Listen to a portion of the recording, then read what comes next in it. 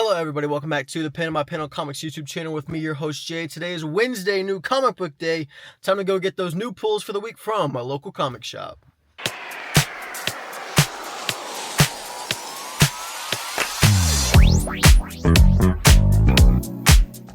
Alrighty, ladies and gentlemen, we have made it to Collected Comics and Games, if you can see it. Let's go inside, get the pulls, and show you guys what I got when I get back to my house.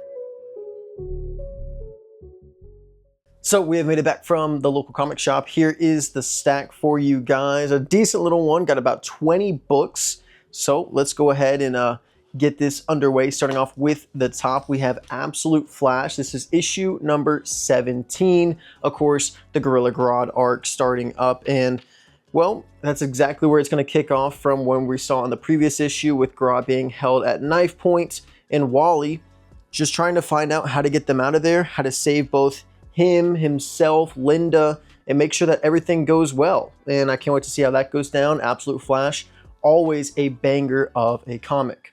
Also, another good one, Absolute Green Arrow. This book is doing a fantastic job at just creating a horrific landscape.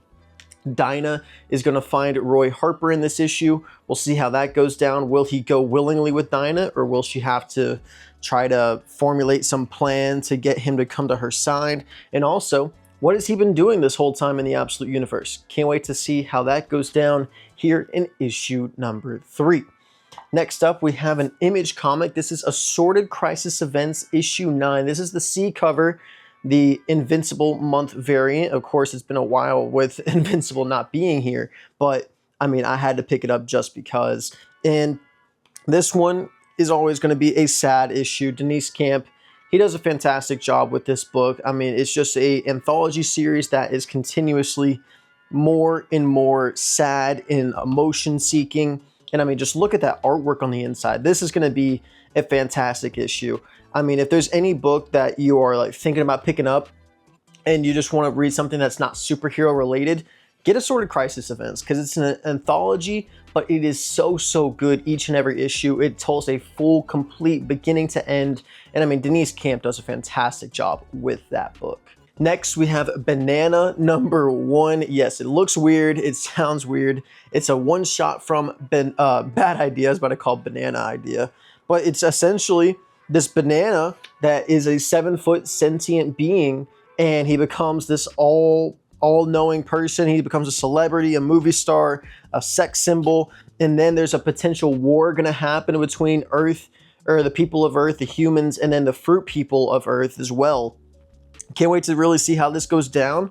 I'm looking forward to it. Bad Idea, kind of cooking recently. I'm not going to lie, this is just a fun concept. This is the B cover. I think it looks cool, and I can't wait to get to read it. Next up, we go over to DC. We have a DC Vertigo book, End of Life. This is issue number 6. We still have the character of Eddie Stallion trying to find out if he wants to be good or bad. He's going to look for Leona's kid, kind of debating on the way what he wants to do whenever he gets there and what his motivations are. Are they to be with Sophie?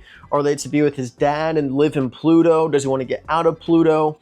What's going on with his dad currently? We know he kicked him out in the last issue. Can't wait to see how it goes down. Kyle Starks and Steve Pugh doing a fantastic job with that Vertigo title. Another book going great is G.I. Joe, written by Joshua Williamson. This is issue 24, coming up on a 25th issue anniversary.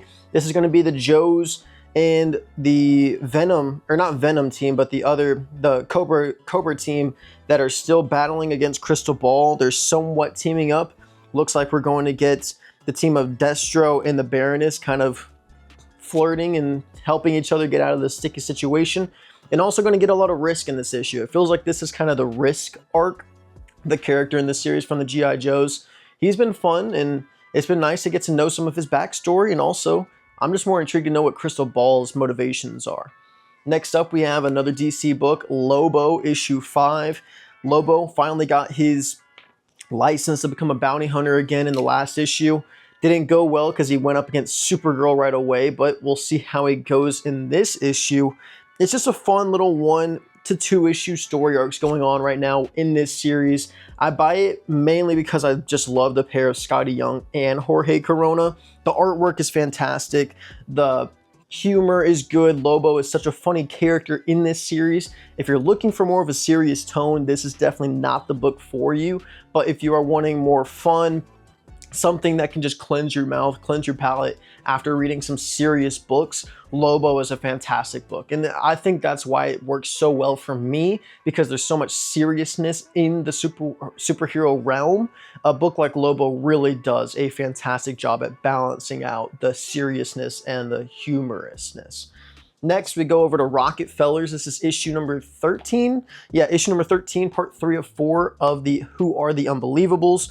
We're getting the $1 Trillion Kid, Tommy, going to the Rocket Fellers, and he's trying to help them with their situation that they're going through, while simultaneously helping himself, trying to find out where his parents are.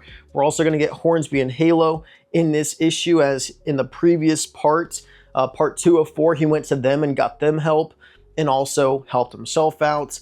This is a fantastic book. Peter J. Tomasi and Ghost Machine always do a fantastic job, but this little arc right here of Who Are the Unbelievables has been really compelling from start to end. Even though we're not quite there, this is the penultimate issue. Can't wait to see how it goes down. Next, a really, really fun book. I'm hoping we have Super Mondo Mega Mutts. This is issue 1 from Oni Press, written by Kurt Pyers. Art is done by Juan Gideon.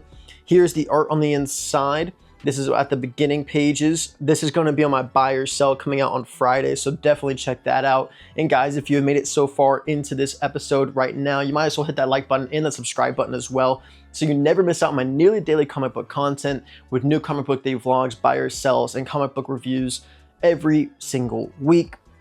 Now we'll get to another section. This book is essentially, this is a really cool 2-page spread. These are going to be the 4 characters. It's essentially a government project that went sideways. They sent in 4 dogs, and they came out looking like just crazy humans that are super strong, super smart. They have their different levels of experience and expertises. This is essentially if Teenage Mutant Ninja Turtles, or TMNT, was dogs. I think it's a really cool concept, and I can't wait to read it. And Kurt Pyers is slowly becoming a really underrated writer. I really like his 51 stuff, and I'm liking the concept of this idea so far. Next, we have probably the biggest one of the week, Avengers Armageddon. I got the David Nakayama blue block color variant just because it's really cool, but I'll show you guys 1 page on the inside just to not spoil too much. I mean, that looks fantastic. The art is always going to be good. Chip Zdarsky's cooking right now at this Avengers Armageddon event, and I mean, if there's any time to really jump onto an event, I think it's now, because I think Chip has got this event kind of in the bag. I like where it's going. And then, of course, to pair with that is Captain America issue 13. This is Hell's Angel Part 2. Going to get Captain America going up against Red Skull in this issue, as well as just seeing what Sharon Cooper and the rest of the Avengers are doing while Steve Rogers is in a coma and in hell. Can't wait to see what Red Skull has kind of been up to, how he's teaming up with Mephisto, who seems to potentially be the overarching villain for this Avengers Armageddon event, and I kind of like that. Haven't had a Mephisto event since I've really been into comics, and I can't wait to see if that's who the real antagonist is going to be, or if it's just going to be Red Hulk. Next, one of my most underrated books, Arcadia, issue 6. I told you guys already earlier in the video how I felt about this book. This is going to be Fix and Halo going to the lost city of Arcadia, kind of fableized in this world. Can't wait to see how the process of them getting there goes. Will they make it alive? Will they both make it there? Will there be another death among them? Looks like Anaki Miranda really went really in depth with the artwork in this issue. The Miranda brothers do this. Anaki does the art and writes, as well as Roy is the primary writer. This is a fantastic book, my top book from Ignition Press. I always look forward to it. It took a month off, now it's back. I can't wait to get back to reading it. And then another Ignition Press book is Murder Podcast. This is issue number 8, the finale to this series. Jeremy Hahn has done a fantastic job creating this world where this podcast that people listen to, it turns them into serial killers, makes them do crazy, crazy things. And they've finally found the layer from where they are playing this podcast. And I'm interested to see how it goes down. Will there be more deaths? Probably. Who will prevail? I don't know. Can't wait to see. Gonna have to read to find out. Have Fantastic Four issue 14. This is like a one-shot. Essentially, the Fantastic Four are null from whatever this virus is that is taking themselves in. And the only people that can help out are the 2 adopted children of Ben and Alicia, the Kree and I always forget what their names are. I just call them the 2 aliens of the group. Anyways, can't wait to see how this book goes down. It's been fun so far with Ryan North. I also got the Fantastic Four blue block color variant because, I mean, that looks so cool with Mr. Fantastic and Sue Storm on the cover. Next, we have Incredible Hulk, or not Incredible Hulk, Infernal Hulk issue 9. Gonna get Dr. Voodoo versus the Infernal Hulk in this issue. Gonna get Bruce Banner trying to convince Dr. Voodoo to help him. After the first time around, it didn't go so well. Can't wait to see how this goes down and see what the destruction has entail for Infernal Hulk and his living city. Really good book by Philip Kennedy Johnson. The artist is still not Nick Klein. Instead, you're going to be getting in this issue the artwork of Adam Gorham. Next, we have What If Jessica Jones. This is essentially what if the radioactive spider bit Jessica Jones instead of Peter Parker.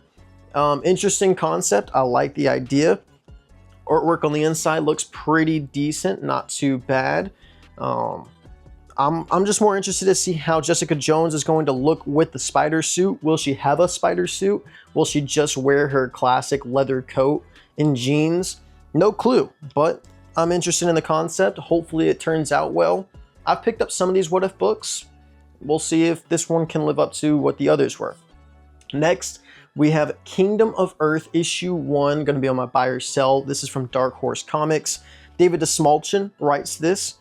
Famous artist, oh my gosh, I'm blanking out on the word, actor. This is essentially a futuristic apocalyptic book where these monsters from the sea came up from the ground in 2036, took over the world, and now humans are kind of just slaves to the animals. And there's going to be one character that we follow who tries to rise up, tries to do some good.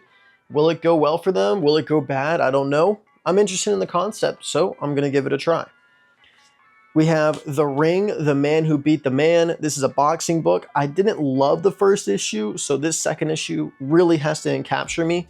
And if it doesn't, unfortunately, I will be dropping it. It's an 8-issue mini, and I'm interested in the concept. It has these 2 characters who are like the media reporters trying to find out who's good, who's bad. And then it follows one of the main boxers who's trying to revitalize his career and is trying to do his best to provide for his family and also himself.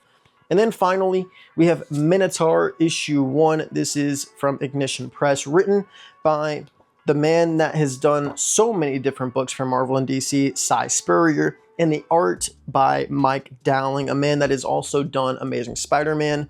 This is essentially a concept where there was a government project where they're looking into the future.